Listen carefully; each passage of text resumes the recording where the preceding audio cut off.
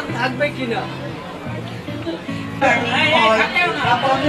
আমাদের কি প্রোডাক্ট দেওয়া উচিত এটা কিন্তু আমরা আসলে কেউ খালি চোখে দেখতে পারি না। শাকিব খান থাকবে কিনা। এদিকে শাকিব খানের মতামত নিয়ে তার মা জানান, শাকিব খানের তৃতীয় বিয়ের মত নিয়ে তার মা, বাবা, বোন জামাই মিলে পাত্রী দেখা শুরুও করেছেন। আমি আসলে বরাবরই হয়তো মানুষ চিনতে ভুল করেছে, বরাবরই খুব মানুষ চিনতে ভুল করে এসেছে। স্পেশালি আমার কাছে মনে হয় যে আমার সেকেন্ড বার আমি তো মানুষ চিনতে, মানুষের আসলে কি বলবো, মানুষের অ্যাকচুয়ালি বাহিরের রূপ দেখে বা বাহিরের বাহ্যিক একটা আচরণ দেখে মানুষকে এখন আর জাজ করাটা খুব মুশকিল।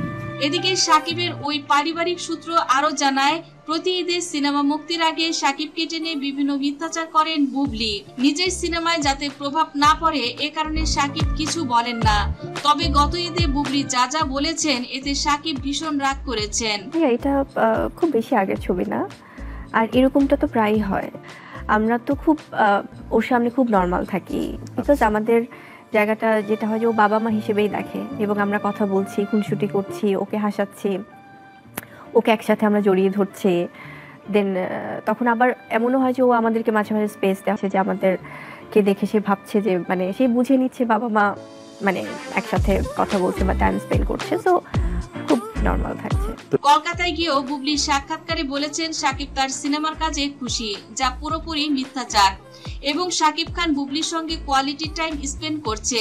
ছেলে তার জন্য সময় করে দেয়, শাকিব যেন বুবলির সঙ্গে একান্তে সময় করতে পারে। এ ধরনের বাজে কথা বুবলি কি করে বলতে পারলো? তার তো এর আগেও আমি অনেক স্ক্যান্ডাল শুনেছি, আমরা এই স্ক্যান্ডালটা তো আর ওইগুলো হয়তো তাদের ওয়াইফরা বলেননি, বা এতটা হয়তো ছড়ানোর আগেই হয়তো বা অনেক ঘটনা তিনি ঘটিয়ে দিয়েছেন, যেটার কারণে এই ঘটনাগুলো আর ছড়ায়নি।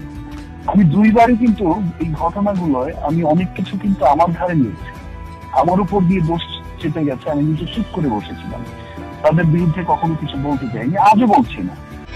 আমি আসলে বরাবরই হয়তো মানুষ চিনতে ভুল করেছি। বিষয়টি শাকিব খানের পরিবার কোনোভাবেই মেনে নিতে পারেনি।